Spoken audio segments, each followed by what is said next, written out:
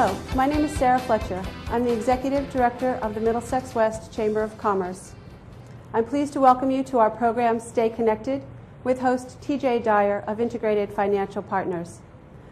The Middlesex West Chamber of Commerce covers an 8-town region and offers monthly business networking events, business education seminars, and many opportunities for area businesses to expand their exposure locally.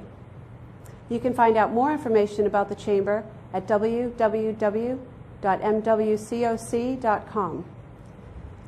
And now I'll turn the program over to TJ. I thank you for tuning in, and I hope you enjoy the show. Welcome to Stay Connected. I'm your host, TJ Dyer. I'm a local financial planner with Integrated Financial Partners. The purpose of Stay Connected is to provide valuable information to the community of which we serve. Each month, I will have local experts on the program to discuss topics that are important to the community at large. In the coming months, we hope to have a wide variety of topics, and your feedback is important to the success of this show. So if you'd like us to cover a specific topic or industry, please contact us and let us know. Today, our discussion is going to be about real estate and the real estate market. You can't pick a newspaper up today or tune in the news without hearing about mortgage rates or interest rates or the housing crisis that could be happening. I know it's on many people's minds out there, so we have brought a few local experts to inform you on how this is affecting our and your community. I have as my co-host today, Ceri Ruenheck of It's Your Call. It's a telemarketing and business consulting firm from Harvard, Massachusetts. Ceri is also the author of a book called Cold Calling for the Clueless. Ceri, why don't you introduce our guests today? Okay.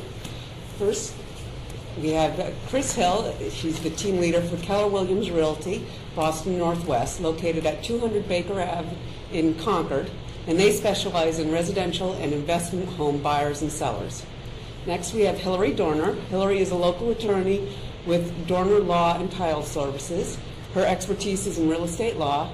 And at the end, we have Bill Nickerson. Bill is the Vice President of Mortgage Network Inc., a national lender that is based in Massachusetts. Bill Nickerson has been providing mortgages since 1991. Thank you all for coming. Thank you. Yeah, thank you again for coming here. You know, when people are buying and selling houses, those transactions, employ many different types of businesses. You know, when someone buys a house, obviously the real estate agents are involved, and mortgage people are involved, and attorneys are involved. But it goes beyond just that. I mean, sometimes people, you have to have a home appraisal done and a home inspection. We also, if something's wrong with a house, they're employing some contractors, electricians, maybe a plumber. So it goes beyond just what we see here at the table of the different industries there. And that is, why the real estate market is on a lot of people's minds, because it affects so many people when houses aren't moving. And or if they are moving, there's a tendency to have a boom there. Typically, what we see also, correct me if I'm wrong on this, is that we have a spring market. I've heard this term, spring market, as a spring market where the real estate industry gets busy. And with spring just around the corner, do you see that being as busy this year as it has been in past years? And why don't we start with you, Chris? Why don't you answer that? Sure. Question on that. It's actually, January started off being a bit busier than last year. So we've already seen a little bit of a change in the market. Whether or not that continues really, I think, depends on a few things, one being the unemployment rates. If they continue to go up, then we will have fewer and fewer people available to buy homes, which will then affect the demand for homes. So it's really dependent upon what's going on economically, but so far it's increased from last year. And nationally, there's been a 6.5% increase since November of 2008. Hillary, do you see that being a positive spring from your point of view? I'm very hopeful for the spring market this year. As Chris had said, we are up a little bit already.